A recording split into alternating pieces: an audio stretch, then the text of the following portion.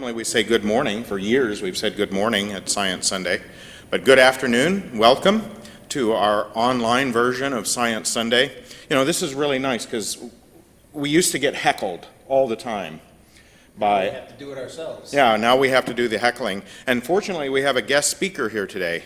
My husband has graciously decided to fill a talk for us today on the science of batteries. I am really charged for this talk. That's good to know. That's good to know. Energized. Yeah, energized. Well, you're a natural copper top, so I guess that works out well. Anyway, Mike and I will be heckling, but you can ask questions. You can heckle from afar. You can, yeah. On the YouTube stream, you will be able to type in your questions, and I have a laptop up here. I'm going to log into YouTube. So if you have any questions or comments during Dave's talk, type them in, text to the YouTube channel, and we'll see them and we'll forward them to our battery expert. And other than that, it's a beautiful day to stay inside, enjoy the fall drizzle and the beautiful colors from inside, and learn more about science. And I wasn't so particularly enthused about this talk yesterday, but then I just sat quietly on a shelf for a while and held a cord in my hand, and I felt like I got much more charged up for it as the time went by. Yeah. Kind of slowly ramped up to being enthused. Well, maybe it's energized. kind of the positive and negative ions. And, Yeah, I think I was kind of lingering down a bit, and just residual power or something. So Dave has a lot to live up to here, is what you're saying. Yes. Yeah, okay, high expectations, a high threshold, a lot of voltage to overcome. All right, anyway, thank you for tuning in to Science Sunday. We thank the church. I think Dave's going to thank the church as well. We thank you for being here. Give us a thumbs up on YouTube. Feel free to write comments during the video and comments as you watch this. That's kind of, that's how we get endorphin rushes in our brains, is to get people saying things about the job we're doing and whether or not you're learning and enjoying. Yeah, a little jolt, if you will. A little electric current in the brain. Okay, enough of that. Ladies and gentlemen, I present to you David Clark to talk about batteries. Thank you very much, I think. Hello and welcome. Today we're going to be talking about batteries. Specifically, we're going to be talking about what are they, why do they work, why do sometimes they not work when we need them to.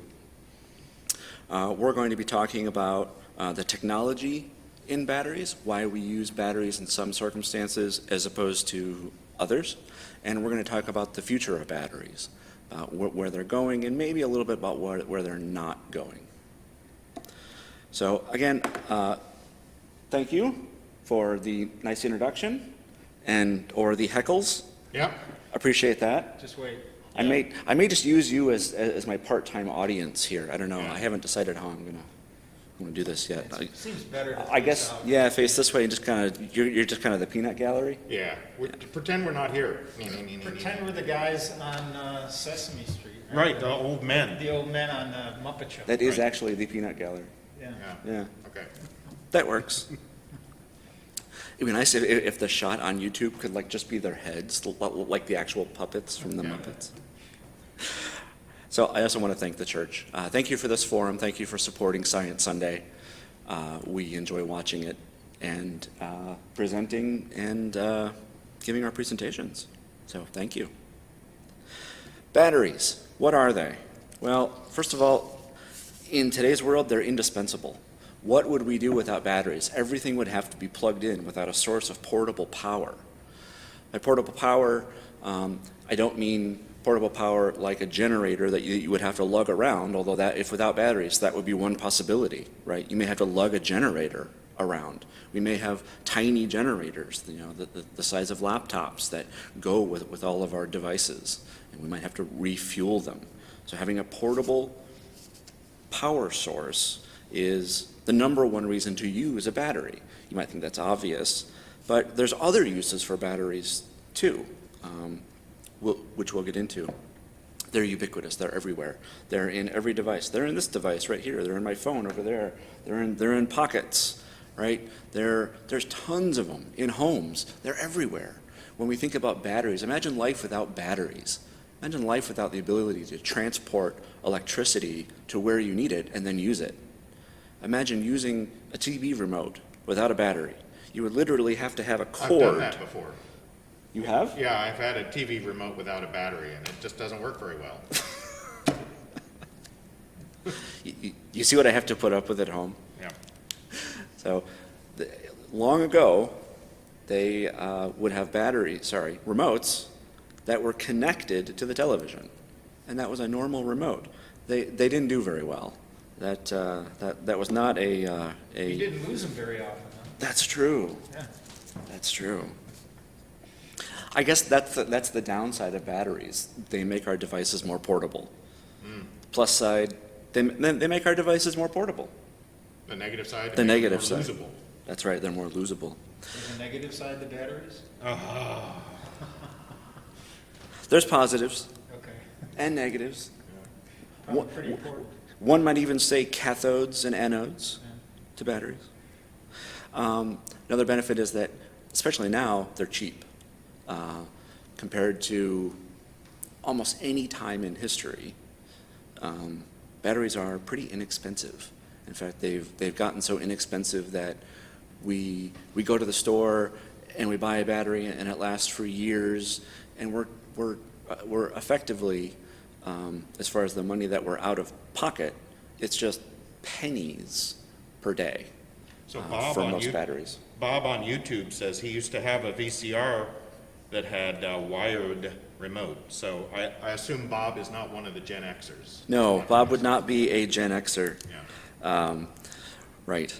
That was technology that I think Zenith played around with it, and then they went to the actual clicker that the remote went click, and it was a little piezoelectric charge in the clicker that would flash an infrared light that would actually change the channel. So they still didn't have batteries in the early clickers. They just had piezoelectric generators and click, click. And that's why the clicker was so loud, and why the term clicker is actually still used today by certain generations. this is why we keep them around. I found out all this stuff when I was researching batteries. I didn't know that either until 3 weeks ago. So, again, if you have questions, feel free to ask them on the YouTube channel. We don't have Zoom here today. We're not doing Zoom. So if you have questions, jump to YouTube and ask them there, assuming that you're not already there, because you have to be. So let's give a short history of batteries. No, let's talk about what they are. Nope, let's talk about history first. Okay. So I was playing with my slides just before this presentation, so I apologize. I want to talk about the history a little bit first. The history of the battery. Volta discovered the battery, hence volt. That term may be familiar to you. Volta's discovery was a bit on a whim. He kind of knew what he wanted, more or less. He knew that a current was flowing through different chemicals and different metals, but the why that happened really wasn't known. And it was all because of his friend Galvani. Galvani discovered something called animal electricity. Animal electricity was, Galvani had certain tools made of different metals, and he would put a dead frog, literally a dead frog or dead frog legs, in a pan, a metal pan, and then he would touch the dead frog leg and it would twitch, sometimes. And he discovered that it would twitch sometimes, but only when he was using certain tools with certain pans. And it wouldn't work with an older dead frog. It was only with sort of fresh frogs. Freshly dead. Yes. And so he decided to call this animal electricity because it made the frog's muscles jump. And he could tell that it was muscles because he would dissect the frog. And the bones weren't moving, the ligaments weren't moving, it was the muscles. Well, His friend Volta came over and saw this, pondered about it for a while, and decided that Galvani was probably wrong. What was probably happening was that something, he didn't know what, was moving through these metals and moving through the liquid in the pan. We call it today an electrolyte, but he was right. Something, it was just a movement of electrons, was moving through Galvani's tools themselves. What time frame are we talking about? Are we talking about like 1930 or what? So this was about 200 years ago. Okay. So it was only certain tools that it would work, and so Galvani decided to come up with pincers, one side made with copper and one side made with zinc, and that worked fantastically. That worked great. He could make the frog jump all over the place, and he decided that what he was going to do was power the world using frogs that ate other frogs. That was his plan. Frogs that eat frogs. He was going to feed frogs to frogs, producing more powerful frogs, and then distribute his frogs throughout the world with these pincers, and then create movement through animal electricity. So you'd be walking around with a frog in your pocket Yes. to power your cell phone. Right. Yeah. Which probably isn't a very good idea, probably because you need a lot of frog legs, and they'd go bad, and all the various issues with them. So Volta decided to make an animal in a jar. And the animal in a jar he called a cathode, an anode, and an electrolyte. And he connected it with a simple wire. And it flowed electricity. Why did it use cathode and anode, do you know? Why are those, what do those So words come from? those particular words are what he named the zinc portion and the copper portion of the pincers that that Galvani was using, and they have a Latin root, Okay. Like most things. like This was all in like Italy, most right? things, They were doing this Right. in Italy? right? And they It's saw the power, the possibilities of just this muscle jerking. That's kind of Mm-hmm. the intriguing thing to me, that, I mean, it doesn't imply that you're going to illuminate anything. It doesn't imply that you're going to power a machine or anything. Potentially, I can see how you can say if you get the thing Sure. twitching possibly. But they saw the application of this, seems like almost the second step of incredible. Galvani certainly did. He saw the literally the potential of this motion, of making motion using just touching one thing to another thing. He really got amped up about it. He totally got amped up about it. It was a very low amperage though, Yeah. so limited usefulness. But it was enough to jerk a frog's leg, and then he came up with this crazy plan of making cannibal frogs in order to sort of amp them up.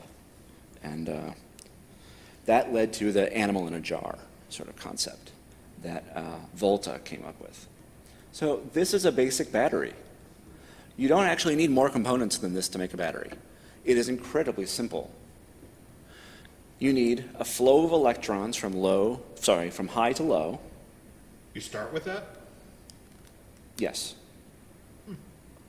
So you need a storage medium for the electrons on both sides, the high and the low. You need an anode. An anode donates electrons. So an anode gives electrons. Even though we typically think of this as positive, as giving, it's actually the negative end. It's the negative end that donates those electrons to the positive end. It's negative because it's high in electrons, which are considered Correct. negative. That's exactly right. The negative end is negatively charged because electrons have a negative charge. And so if it wants to donate electrons, it must be negative. So that's your high electron count.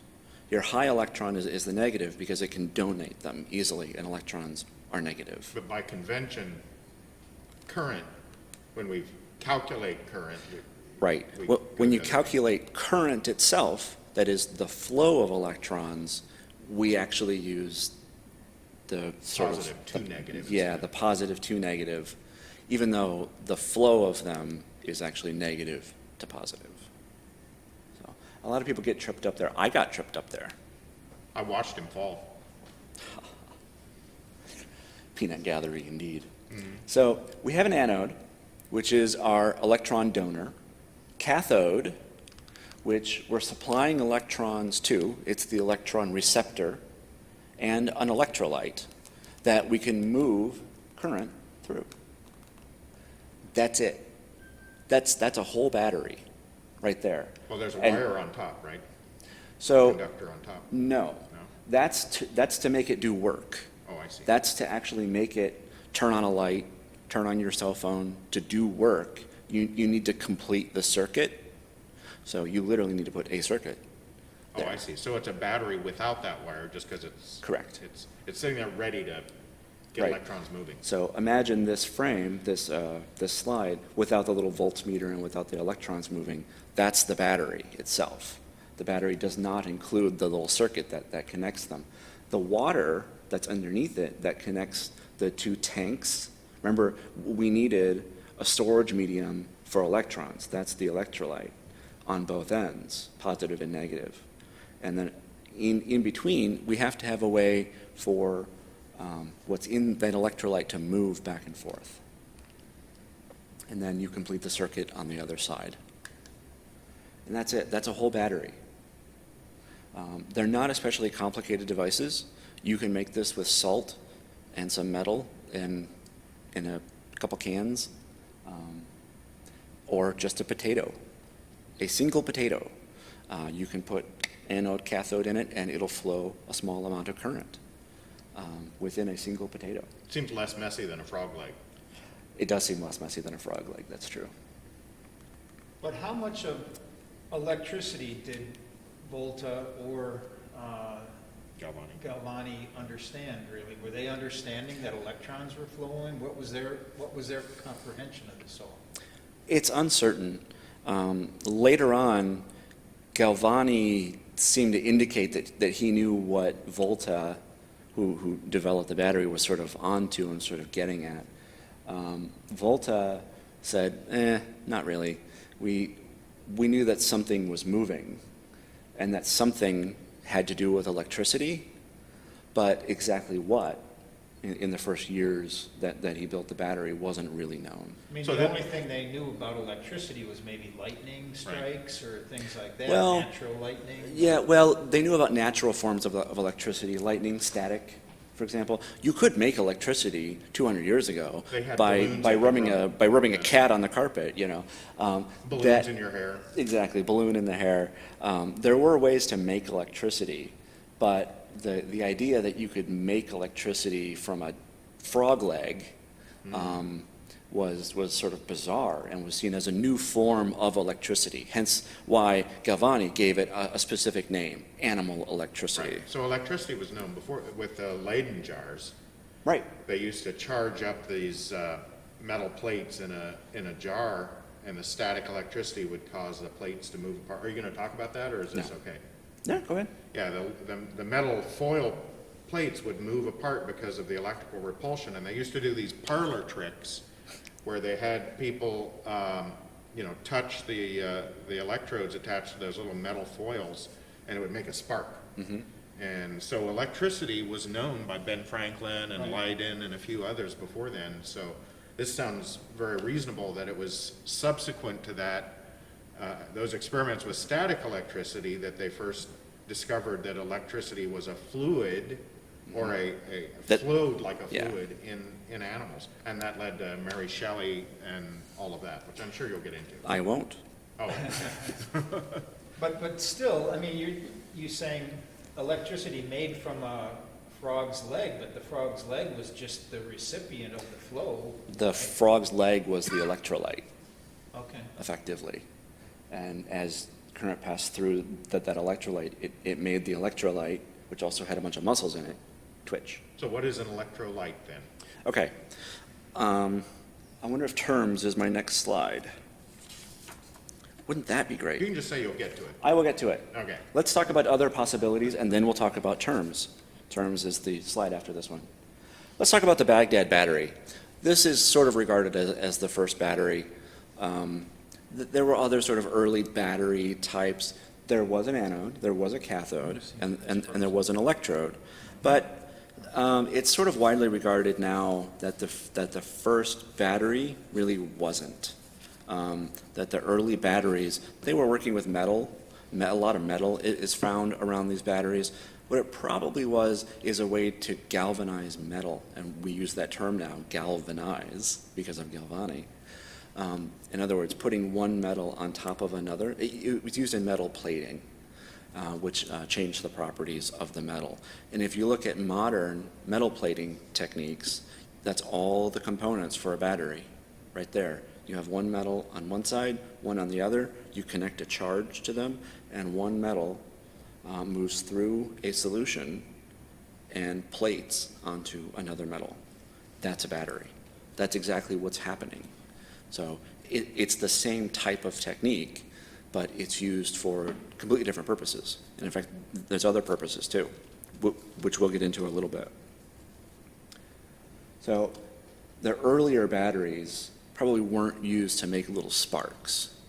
They either weren't powerful enough, or what they were using it kind of around didn't really make sense. Why would you need a spark in that situation? So again, this was 2,000 years ago or so. So exactly what they were thinking is difficult. So let's go through our terms. An electrolyte. An electrolyte is a solution. So let's get the technical definition out of the way first. An electrolyte is a solution with a polar molecule that in it is dissolved some chemical, usually a metal, not always, or metal-like, that becomes positive and negative and is dispersed within the fluid. So the fluid has to What have- do I mean by that? So a polar molecule, water is a polar molecule. It will disrupt the bonds between compounds that are positive and negative. So it'll disrupt the bond and physically separate them. Think about salt. NaCl, sodium chloride. Sodium is up here, has a little plus sign by it, which means it is lacking in electrons. It's actually one electron negative, or not negative, but it's one electron down. Electrons are negative, so sodium becomes positive. And then chloride, right there, Cl negative. That means it has an extra electron. That means that these guys can get together and be happy. They can be happy chemicals together, one positive, one negative, living forever. living forever, or not Happily ever. living, Until they encounter water, apparently. until they encounter water, in which case they get broken apart. So salt in water is all that you need to have an electrolyte solution. That's it. Things can move through it. Yep, check. It's just water, right? And it has a positive and negative component within the water. Check. Potassium chloride is another one that we find, and magnesium chloride is another one that's out there that you'll see quite a bit. I once went to a hardware store to buy some salt to remove ice from our sidewalk, and it said no salt. Did not have salt. It had potassium chloride, which is of course a a salt. Right. Right. It does have a It's a positive and salt, negative. but not a battery. A salt and battery? Goodness. Get off the stage. So we need a cathode. A cathode flows electrons into it. So it's the recipient of the electrons. An anode to flow electrons out of it, so it wants to be the donor of electrons. We need a current. Current, people use the term current. Is there a current going through that? What's the current? Current just means flow. It means a flow of electrons. That's all. A volt is a car by Chevy. It's also a sort of made-up number. Before it was a car, it was something else. Right. Before it was a car. This is a human-derived value that we ascribe to the difference between between a positive and negative charge. So whether that be a battery or anything that's positive, meaning that it is slightly lacking in electrons, and negative, meaning that it has a surplus of electrons, you can get a volt difference between those. And that value is essentially how strong that difference is. That's all a volt is. Don't get mixed up on numbers and how many volts this is and this and that. It's just a measure of how different the positive and negative terminals are. It's the magnitude of the difference between the positive and negative in two different locales. Correct. That's exactly right. And we're going to talk about density. When I talk about density, I'm not referring to how heavy something is or whether it sinks in water, the sort of density that we typically think about. I'm talking about energy density. So per volume, not the weight, but per volume of a battery, how much energy does it output? Certain batteries, nickel cadmium, for example, are mid density batteries, whereas other batteries like lithium ion are very high density batteries. They can output a huge amount of power in a small amount of space, whereas other batteries like alkaline batteries, for example, that you might have in this remote, are much lower density batteries. They take up the same amount of space. You can get a lithium-ion battery that is the same size, but it has less power. So it's the power available. density, not the, Right. The alkaline not has the less mass power. density. Correct. Yeah. It's per volume, not per weight. So why do we use batteries? We use batteries because they can be used for work. They can do stuff. They can flash a little infrared light or a little RF signal. We use batteries because they're portable. We use batteries because they're lighter weight than lugging around an engine and fuel. And a bundle of frog's legs. And a bundle of frog's legs just to power your cell phone or your Tesla. We also use batteries because they have this interesting ability to be reversible. You can recharge some batteries and physically reverse the chemical reaction that is taking place in the battery. We tend to think of batteries as these sort of unmoving things, but things are moving inside the battery. There are particles and metals that are moving from one side of the electrolyte to the other inside of a battery. We don't see it because it's sealed, but it's still happening. And you can stop it. In fact, that's how batteries fail, actually, especially lithium-ion batteries. The stuff that's supposed to move gets stuck in the solution, in that electrolyte, and it can't move anymore. And that's why your battery on your cell phone dies after a few years. So I want to make one thing clear. We're talking about consumer-level batteries. We're not talking about special one-time use or one-off batteries, like the batteries used in satellites or, what's another, submarines. The batteries in submarines are sometimes different. They can make experimental batteries at university or in enterprise labs. Not talking about those batteries. Those batteries can use pretty exotic materials. I found a ton of papers that were really interesting about crazy things that they're doing with batteries or that have been done with batteries.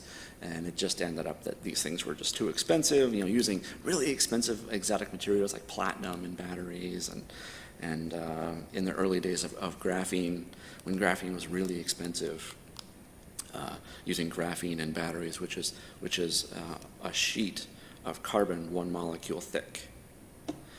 Using that in batteries and trying to stick things in the little holes of the graphene to get lithium, to One atom move thick, and right. yeah, a single atom of it. All this cool stuff, and we may have that one day in consumer batteries, but we don't have it here today. So That thing's up there. Battery's dead. Oh no, speaking of dead batteries, who knows? It's a disaster. It has batteries. It has a little light on it. oh, It's just not working anymore. could you ask the man upstairs? Can you advance it up front, up top? There happens to be a man upstairs.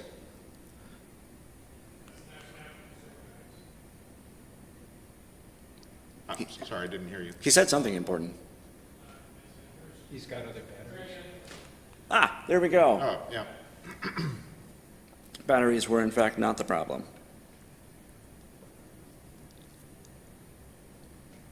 So, when we're talking about batteries, we have, up on top there, we have a current flow of electrons. Let's look at the discharging side, right? This is a lithium-ion battery. They're so ubiquitous that I'm just going to use lithium-ion as my go-to. Which side is the discharging? Oh, it's the one that says discharging. It's the one that says discharging. Got it, okay. So you have your electrolyte solution, and you have a separator that physically separates the low charge from the high charge. That's essentially a membrane that keeps the lithium that has lost an electron from mingling with the lithium that has an extra electron. So only the little balls that move back and forth here, those are lithium atoms that have lost their electron and can now travel from one side of the battery to the other. An ion is just some chemical or compound that has lost or gained, I guess, an electron so that it's now positively or negatively charged. So protons are positive, electrons are negative. When you have, in the case of lithium, atomic number 3, you have lithium over here with its 3 electrons and 3 protons and 3 neutrons, but they're neutral. It can give up an electron because it has 1 electron in its outer shell. It gives up that electron. Now it still has its 3 protons, but it only has 2 electrons. So now it's positively charged. And so a positively charged lithium can travel across this little barrier.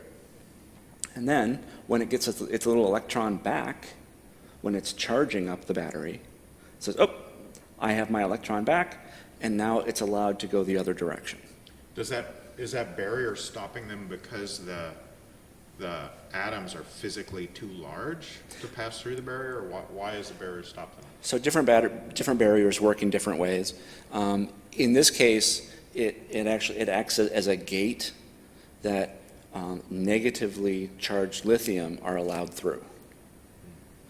Whereas if it were still positively charged or neutral on the other side, that little gate doesn't open. And so it stays closed.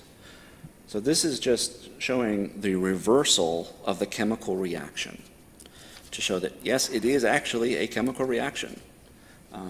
Even though we view batteries as a sort of unchanging thing, batteries change a lot inside.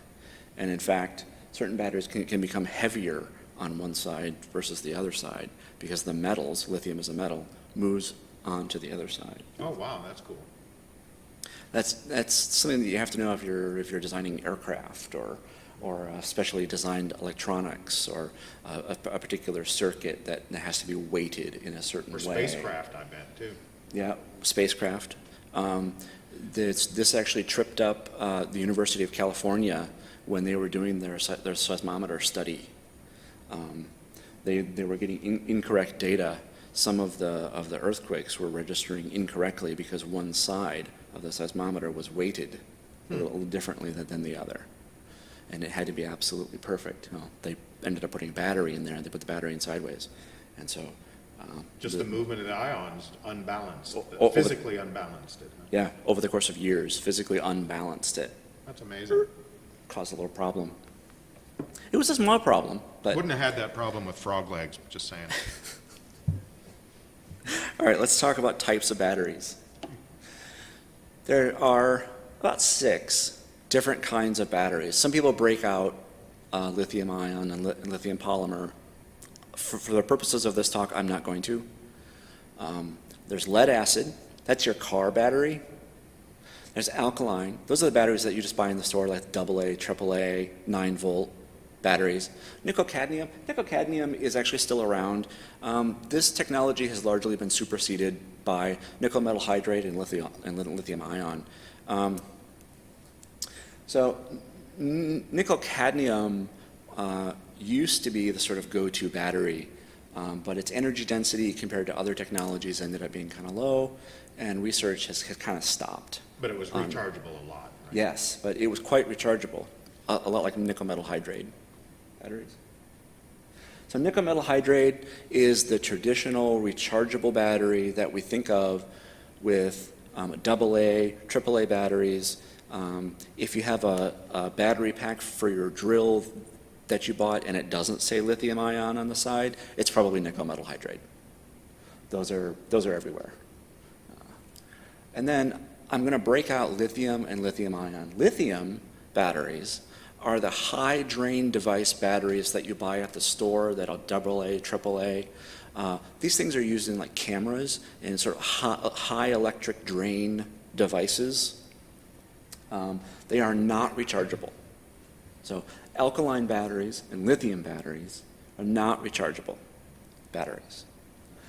But then lithium ion came onto the scene. And lithium ion supports high drain devices, low drain devices, and is rechargeable. Wow. And then we have lithium polymer batteries, which have several other benefits, such as being flexible. And we'll talk about that. So let's talk about lead acid. Lead acid batteries, you can see, you probably know what this battery is. It's a big old car battery. They're heavy, right? They're very heavy batteries. There's nothing subtle about lead acid batteries. This is mostly water is actually in lead acid batteries, and then a little bit of sulfuric acid. And some lead. And some lead. They are toxic batteries. You should be recycling these batteries. Don't throw them away. Even if they're fully discharged and have no water inside and they're dry, nope, they still have a bunch of lead.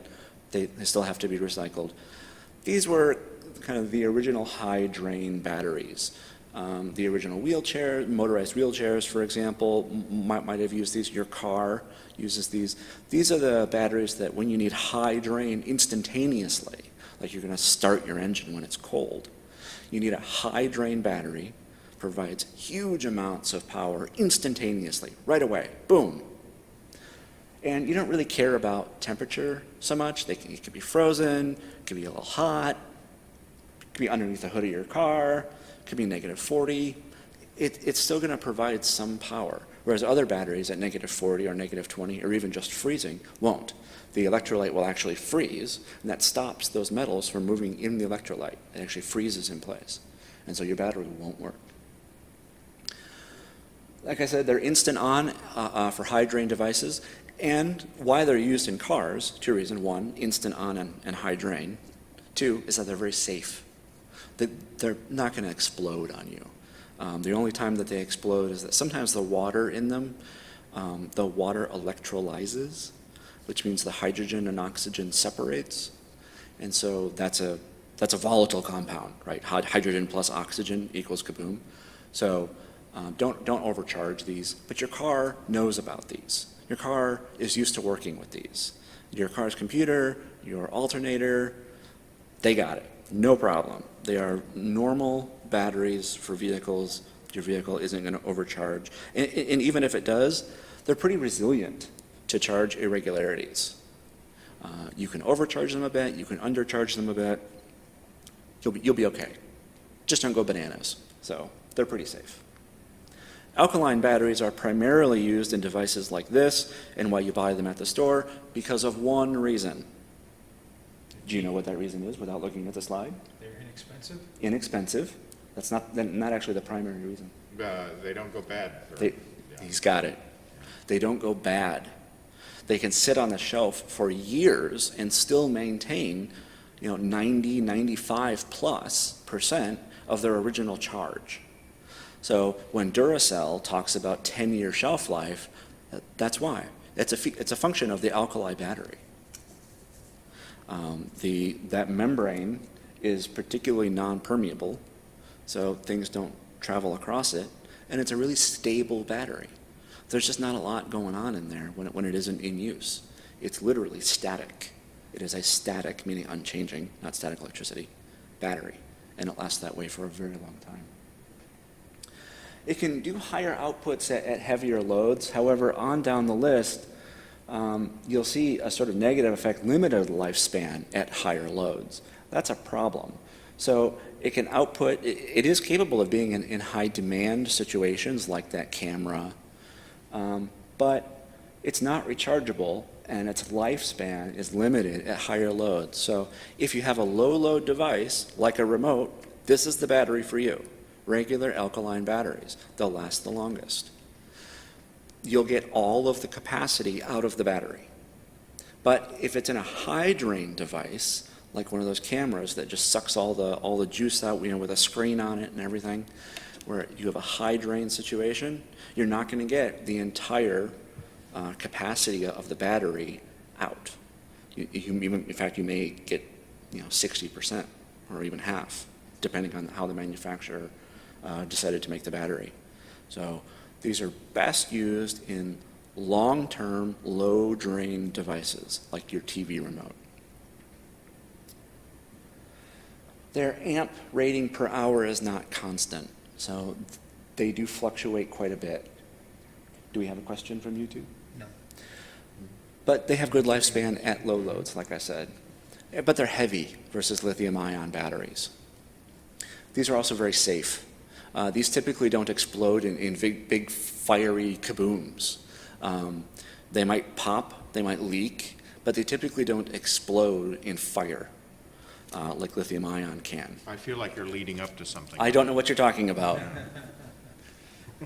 NiCad or nickel-cadmium batteries, these are still around. They're a mature technology, but the density level of these is kind of low. It has high discharge capabilities, and they're inexpensive, but that's about where they end.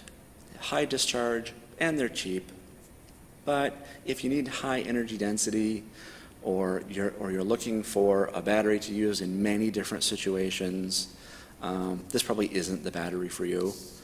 And they're heavy.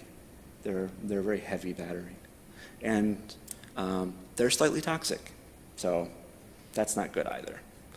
Nickel metal hydrate batteries, on the other hand, are the new go-to battery for many devices.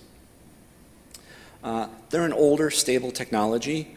They've been around for a long time. They're based on nickel metal cadmium technology, again, which is a mature technology. They have much higher densities than nickel cadmium. So they can hold more power in a given volume. They have high output, just like nickel cadmium batteries, and they're not toxic. Don't throw them away. You should still recycle them. They can still cause problems in landfills. They're non-toxic. I mean, you can eat them? I wouldn't recommend eating them. Okay. No. But there's nothing in this battery that is inherently toxic to the human body in that if you get a little bit of the individual components on or in your body, it's necessarily going to kill you.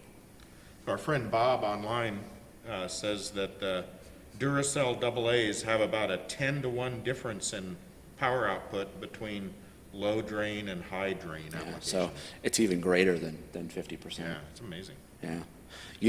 The alkali batteries in high drain situations, they really fall short.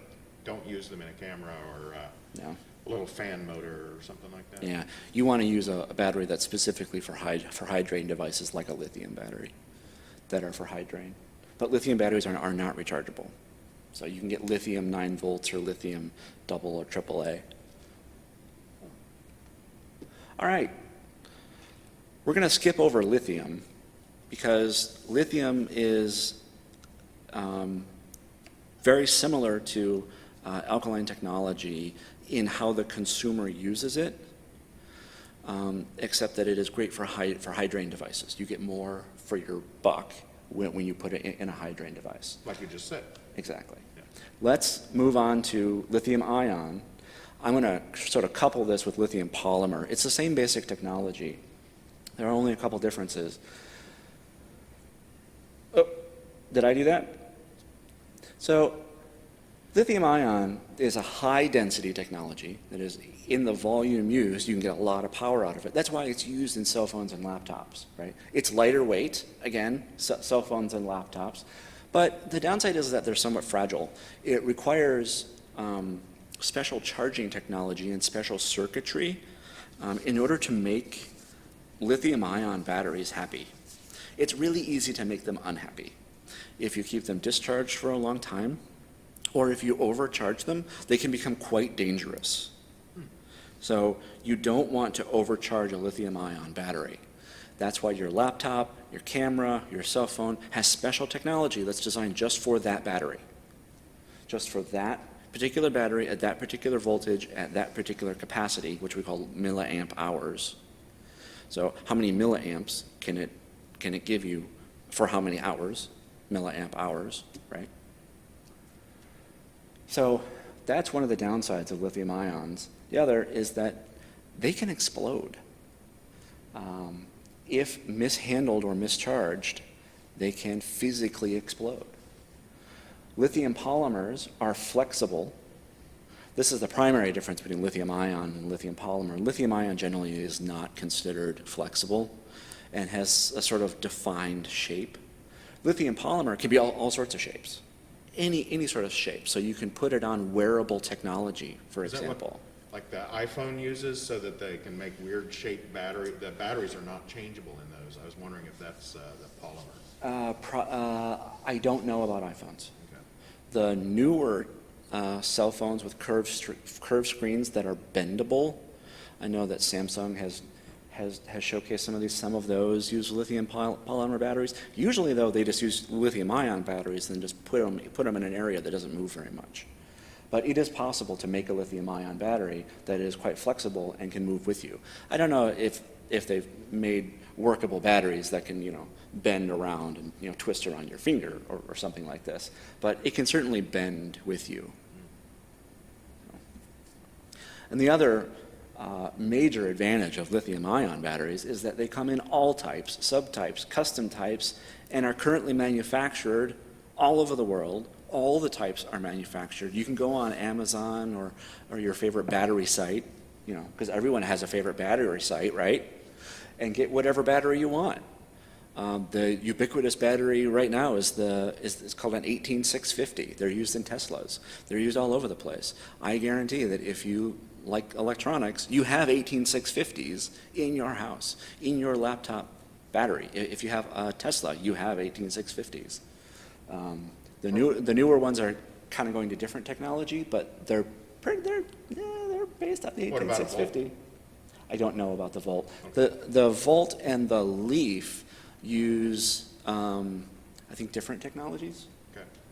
But the 18650s are otherwise they're everywhere. They're a ubiquitous battery. And to show you an example of a lithium-ion problem, we're going to play this video. Explosion that happened yesterday at Orlando's International Airport. A camera battery blew up Friday night, forcing thousands of travelers to have to evacuate. A total of 24 flights canceled. You can see the crowds pouring in after the airport was cleared. Here's the footage of that blast. The camera inside that black backpack, you see a TSA agent quickly dragging it away from the crowd. Well, officials said the lithium-ion battery inside overheated, but police initially thought that blast was actually a gunshot and halted all flights for several hours. Some of those delays even rolled over until yesterday morning. Explosion that. So you can see that that was a lithium-ion battery in someone's rechargeable camera that exploded. And as the newscaster said, originally security personnel thought that there was a gunshot. Lithium-ion batteries don't just go splat and then leak out some of their innards. They can explode. And if you're holding them, not only do they get incredibly hot, but they outgas very hot gases as well as some of the material in the batteries, which can be devastating to organic material and can set other things on fire, including you. They get to hundreds or thousands of degrees. The reason for this is because a lithium-ion battery The way that they're constructed, when the internal components of the battery short circuit inside the battery, I'm not talking about taking the wires that come out of it and then connecting them, but internal to the battery, if the components that are supposed to be negatively and positively charged connect internal to the battery. And remember, these are tiny batteries. Your cell phone battery is small, so we're not talking about a lot of distance. If they become punctured, or if there's a manufacturing defect in the battery, or if they get overcharged and they start to bulge a little bit, that's what happens to lithium-ion batteries often when they get overcharged. They physically get larger, and they push those two components together. When you have a short in the battery, it wants to release all of its energy immediately.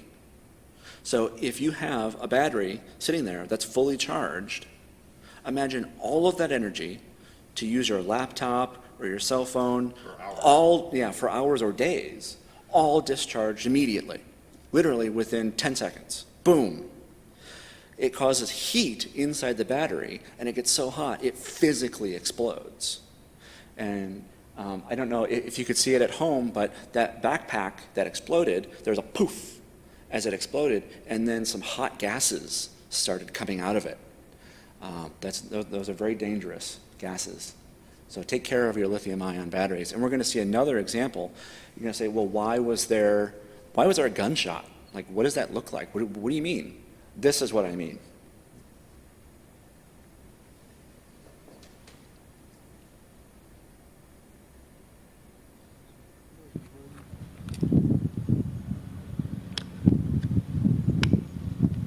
So he hasn't punctured it yet. Not a good thing to do at home. You'll know it when he does. He's puncturing a battery? And we're going to see it in slow motion here. You can see the instant that he punctures his battery, kaboom! And the casing inflates like a balloon. And that's the leftover. So we can actually see that one more time. So this is what I was saying, that all of the energy in the battery gets released all at once. When you have an excess amount of energy, entropy says that that has to be released as heat. Well, that's exactly what happens. It all gets released as heat instantaneously, which sets the outer casing on fire. And in fact, if it weren't for the outer casing, which blew up like a balloon, in fact, they're specifically designed to do that, so that they don't spray you with the internal acids and shrapnel of the battery, which could potentially kill you. So sometimes these batteries in difficult use scenarios where they're going to get jostled around a lot or may get poked, like Tesla, for example, lines the bottom of their cars with Kevlar, so that if there's something in the road, because the batteries are along the bottom, if there's something in the road that punctures the bottom of the car, you have that extra resistance of that Kevlar, plus there's actually other things. There's a plastic layer that's highly resistant to puncture. I think they supply you with the first generation, they supplied people with Kevlar underwear. Oh, right, fire retardant Kevlar underwear, right. Why? That's the easy way to get a Tesla to the moon. You just puncture it. Yeah, help their sales. So I'm probably going to get a question here pretty soon about the memory effect of batteries, or called voltage depression. We don't really have to deal with that so much. That comes up a lot, though. So the memory effect of batteries is when you're using a battery and it's discharging, and then you want to charge it up. You plug it in, and it charges up, and either doesn't charge up all the way, or when discharging the next time, it won't discharge all the way. It stops kind of where you started charging it. Modern batteries don't have this problem. This was predominant in nickel cadmium and nickel metal hydrate batteries. So that's related to a question we have online. I knew I'd get one. How efficient are lithium-ion batteries when you charge them? How much energy to put in versus how much do you get out after you charge them? So certain battery technology generates heat as it charges. Lithium-ion battery is actually pretty good. I don't know the exact number, but I will give it a green check mark. There are other batteries like nickel cadmium, which do heat up a bit. Nickel metal hydrate also heats up. Predominantly where that energy goes is into heat. Some lithium-ion batteries can overheat. Generally, chargers have protection for this. They actually monitor the temperature of the battery. I don't actually know exactly how much energy you get out compared to how much you put in. But I know that lithium-ion and lithium polymer are among the most efficient in that regard, in that they produce the least amount, or next to the least amount of heat when they're charging, versus the amount of energy that goes in. So producing a lot of heat alone isn't necessarily a problem. Producing a lot of heat when you're only charging a little, that's a big problem. So I was wondering about older batteries, when they would, if they'd sit for a while in a device, then they would leak, and Sure. is that So the electrolyte casing going? Yeah. Or? So the internal to a battery has a pH level that's sort of more toward on the acid side, and eventually that will eat through the metals of the battery. We see this on old batteries. Sometimes they leak. Sometimes they'll get little sort of crusties around the seams of the battery specifically. That's a little bit of outgassing, a little bit of electrolyte sort of coming out. There are other reasons for that sometimes. Sometimes on car batteries, the little fuzzy buildup will happen around the negative terminal. That's a different phenomenon. That has more to do with the battery itself outgassing a little bit, and it sort of being attracted there.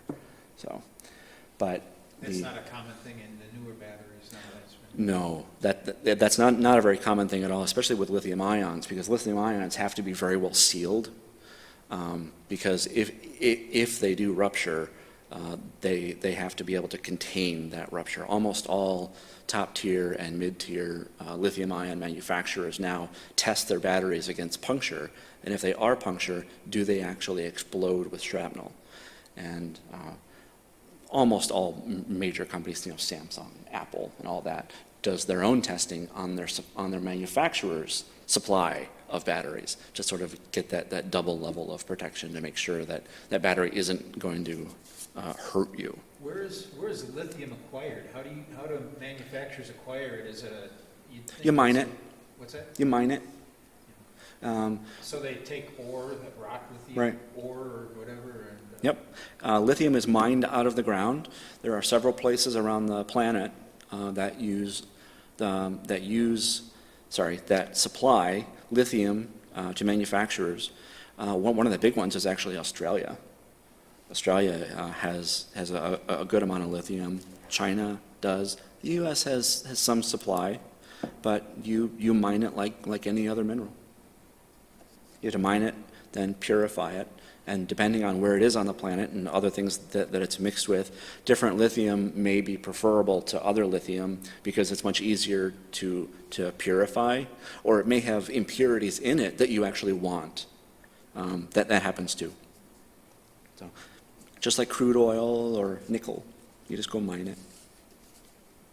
but it's a very light element, obviously, but it's in the It rock. is, correct. Yeah, it is. Is it an igneous rock, or sedimentary rock? Or? I don't know the answer to that. I don't know. It know loves that. ionic reaction, so it's probably bound to something. Yes, lithium typically isn't just found in a pile of lithium. It's typically bound to some other chemical. Lithium oxide or Yeah. something. So there are several mines in the world that they have discovered that it actually fell to Earth as a meteor, crashed, and that meteor happened to just be rich in lithium. And so they can just go in and they're effectively just mining the meteor that fell out of the sky. That's interesting because I was at the crater in Arizona, and there was a whole effort. This thing is a mile across or something like that. Yeah. And there was an effort for dozens of years by some New York magnate. He came over there and he was going to find this meteorite that was in the center of this crater and find all the elements in it that were going to be, in much better shape, much more contained and so on. But it turned out that actually there was very little left. There were just shards of it all around because it atomized as it hit the atmosphere and as it hit the ground. And he thought he was going to make his living on this giant slug of meteorite that was in the ground, but it was not there, not to be found. Darn it. So close. So we see that lithium-ion batteries are ubiquitous but dangerous. Why do you think some lithium-ion batteries are banned on airplanes? Just going to throw that out there. Why do you think? All right, Must so be explosive. Oh, okay. They're explosive. thinking outside the peanut gallery here. Yeah. Maybe the change in pressure causes a structural stress on the battery. Could be. Because if a battery's in the cargo hold and it's in a very low pressure area, maybe that causes a mechanical stress to build up inside the battery, and it's more likely to short out and explode. You would think that they'd be made strong enough that they could overcome it, but it's maybe like a residue or a remnant of what they originally did when they first made batteries. Everyone was being especially safe on it. Nowadays, it probably might not have as much impact as we think it might, but no one wants to change the rules. As much impact, see what he did there with the whole explode thing. So there's two primary reasons why certain lithium-ion batteries aren't allowed on airplanes. One is that they have too much capacity. Remember, all of the energy in that battery gets discharged all at once, kaboom, over the course of just a few seconds. And so if you have a large capacity battery, which are typically physically larger, which is why certain laptops aren't allowed, certain batteries on laptops. If your laptop has a battery that's over 10 watt hours or something like that, it's not allowed on an airplane. I'm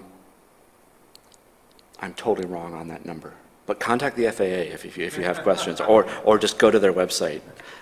Dave said, I know, right? It's like 10 kilowatt hours. It's a high number. 50 megawatts. Yeah, 50 megawatts. You can run your laptop for hours off of a smaller battery these days. But if you have a particularly large battery that has a lot of energy capacity stored in it, if it were to become punctured or damaged, or there was a manufacturer defect that became evident because of the pressure change, that would be a big problem. A small battery, small problem, right? Big battery, big problem. The other reason is because of a known defect in those types of batteries. So certain Samsung phones can't go on airplanes because the battery in them is defective. There's a higher incidence. It's still not very high in terms of the total number of phones out there, but if it were to happen aboard an airplane, it could start a fire and then bring the airplane down. And so if you have a lithium-ion battery, just make sure that you're safe to fly with it on airplanes. There's other scenarios, or other specific scenarios in which high-capacity lithium-ion batteries aren't allowed. Those are unusual, No, but time check, we're 5 minutes yep, over. So. and typically has to do with the profession that you're in. So basically, limit the size of the problem. That's why some lithium-ion batteries are not allowed on aircraft. So when we talk about batteries, it's hard to avoid talking about electric cars. You can see that in a car, the same function is happening. It's a physical reaction in the battery, moving those lithium ions that now only have 2 electrons instead of 3, over to the positive side. So to balance everything out, remember the negative side is the donor. It's giving up electrons, and then it has to rebalance on the other side. So it moves through and then changes the weight of the battery. This is where the battery is getting lopsided. Right. It is, that's true. Very slightly. It's not a lot, but it is some. So when you charge up your battery, when you discharge the battery in your car, that physical phenomenon, in the case of a Tesla, is happening right below your feet. The battery is in the floor. And there are a ton of 18650 batteries in your Tesla. There are hundreds or perhaps thousands of these batteries all lined up neatly in a row in battery packs with special charge circuitry at the end of each pack. And there's multiple packs. So that's how they get the sort of oomph out of the battery is by not lining them all up and draining them all at once, but having separate battery packs doing different things with different circuitry, and then drawing them out all at once in high drain situations, otherwise conserving their capacity and their life by draining and discharging ones with that intelligent circuitry.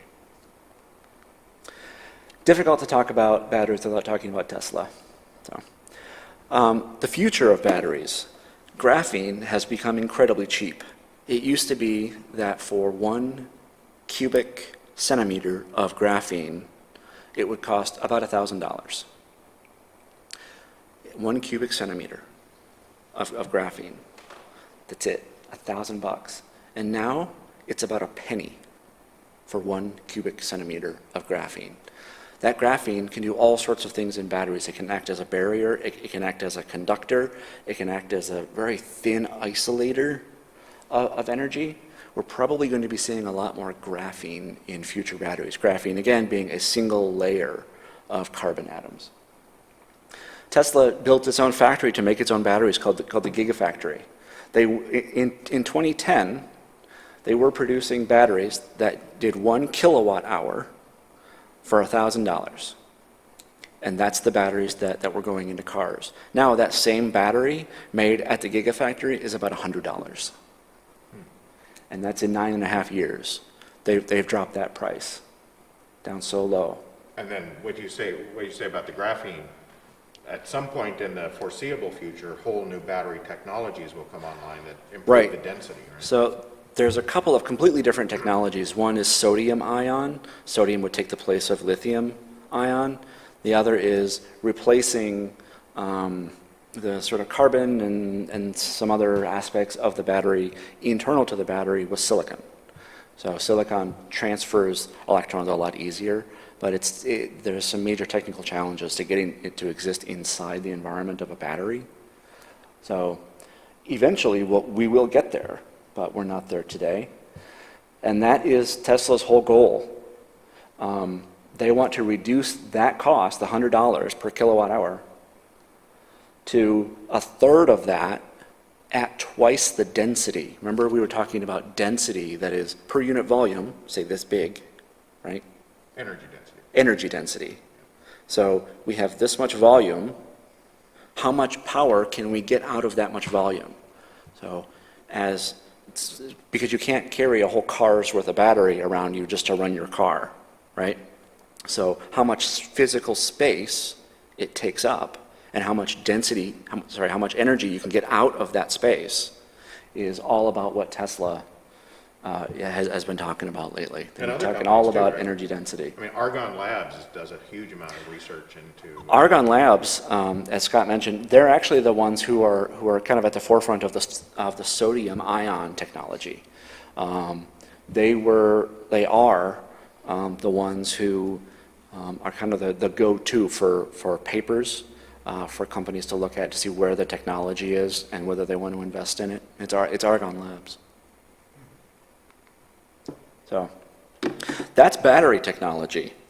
I did not bring any examples of batteries with me, as you may note, because I figured we all know what batteries look like.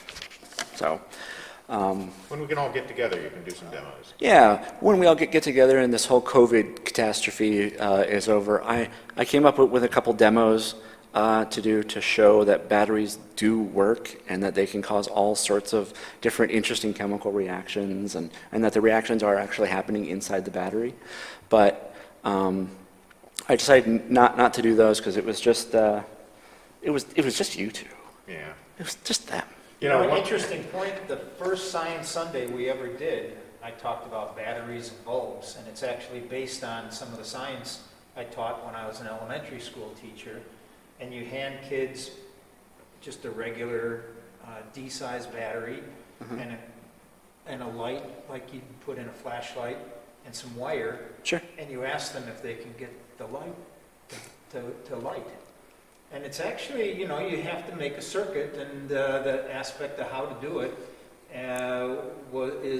is very challenging for young kids. They are figuring out, but it's an aha moment when kids do this. I was trying to bring it back to, Volta and Galvani and so on, and see, what kind of things must have been going through their mind as they saw this transfer of some kind of power, making a dead frog's muscle jump.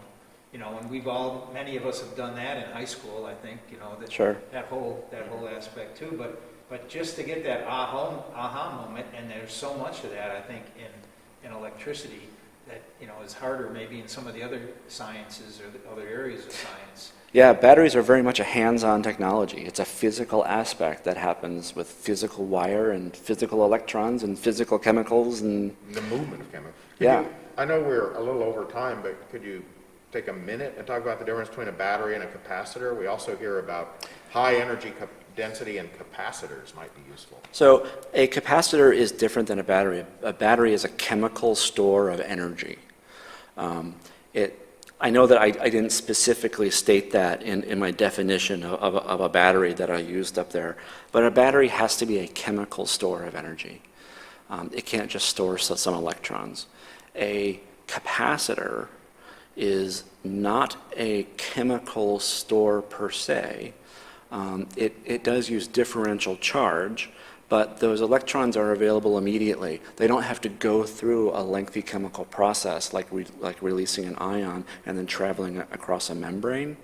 The electrons are stored sort of ready to go, either on sheets of As a static aluminum charge. or something, yeah, as a static charge, usually on the surface of something, and then that surface is kind of wrapped up inside the capacitor. And then when you touch it, poof, it just connects the circuit, which is already ready to go and gives you all of that charge immediately. So the battery technology is a slower but typically higher capacity technology. Capacitor is a faster but lower capacity. Little total energy density. Lower total energy density. All right. Yeah. Well, Do we have any further questions? yeah, we've got some people that made some good comments about their experience with battery technology. I know we've got a couple of real science enthusiasts. I think there's a model rocket builder who joined us and talks about battery use in some of his experiments and whatnot. But I think I've shared with you the questions, and we had quite a few people watching, so Hey, great. That was it. Fantastic. Thank you very much for tuning in. Glad that you were here to watch my talk. So please leave comments at the bottom. I will read them later today. So thank you very much. 2 weeks from today, we'll talk about another more level of consciousness like we had talked 2 weeks ago. So sounds fun. preparing and planning for more on that.